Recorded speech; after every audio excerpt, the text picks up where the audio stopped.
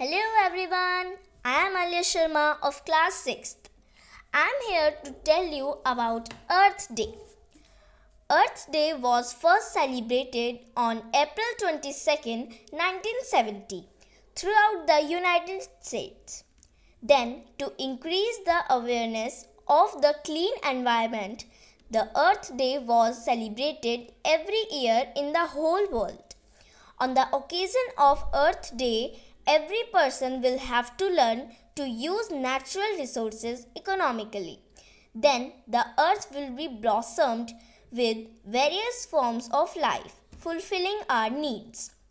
Our planet Earth is very beautiful and life-giving.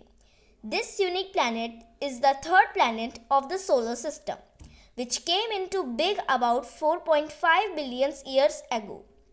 Life has developed in various forms on this planet as a result of various complex processes and delicate combinations since the billions of years of Earth's birth. Thank you and happy Earth Day.